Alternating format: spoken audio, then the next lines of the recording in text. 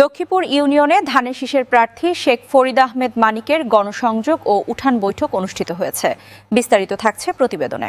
লক্ষ্মীপুর ইউনিয়নে ধানের শীষের প্রার্থী শেখ ফরিদ আহমেদ মানিকের গণসংযোগ ও উঠান বৈঠক।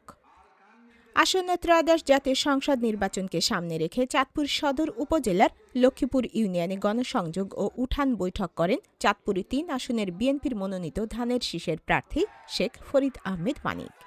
গতকাল ৩১ জানুয়ারি শনিবার বিকেলে আরাজি বালিয়া সরকারি প্রাথমিক বিদ্যালয়ের মাঠে, কোটরাবাদ সরকারি প্রাথমিক বিদ্যালয় মাঠে এবং ৯ নম্বর ওয়ার্ডে রামদাসদি খলিফা বাড়িতে সাধারণ মানুষের সঙ্গে গণসংযোগ, মতবিনিময় ও উঠান বৈঠকে অংশ নেন তিনি। উঠান বৈঠকের বক্তব্যে শেখ ফরিদ আহমেদ মানিক বলেন, একটি সুন্দর দেশ গড়তে হলে আগে দুর্নীতিমুক্ত সমাজ গড়তে হবে।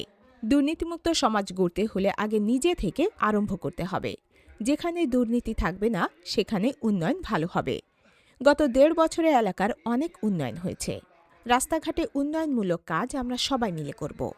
উঠান বৈঠকে লক্ষ্মীপুর ইউনিয়ন বিএনপির সভাপতি নুরুল ইসলাম ভূঁইয়ার সভাপতিত্বে ও সাধারণ সম্পাদক শহীদ ব্যাপারীর সঞ্চালনায় চাঁদপুর জেলা বিএনপির সাবেক সাধারণ সম্পাদক বীর মুক্তিযোদ্ধা আব্দুল হামিদ মাস্টার, জেলা বিএনপির সহসভাপতি খলিলুর রহমান গাজী, সাংগঠনিক সম্পাদক অ্যাডভোকেট শামসুল আলম মন্টু, চাঁদপুর সদর উপজেলা বিএনপির সভাপতি শাহ জালাল মিশন, লক্ষ্মীপুর ইউনিয়ন বিএনপির সিনিয়র সহসভাপতি সুমন আহমেদ ভূঁইয়া, যুগ্ম সাধারণ সম্পাদক নাসির আহমেদ খান, বিএনপি নেতা জিল্লুর রহমান সহ অন্যান্য নেতৃবৃন্দ বক্তব্য রাখেন। অনুষ্ঠানে চাঁদপুর জেলা ওলামা দলের সাধারণ সম্পাদক হাফেজ জাকির হোসেন মৃধা, সদর উপজেলা বিএনপির সহসভাপতি আব্দুল মান্নান খান, ইউনিয়ন বিএনপির সহসভাপতি শামীম পাটোয়ারি, ইউনিয়ন যুবদলের সমন্বয়ক আব্দুল সালাম গাজী সহ বিএনপি ও অঙ্গ সহযোগী সংগঠনের বিভিন্ন পর্যায়ের নেতাকর্মী উপস্থিত ছিলেন।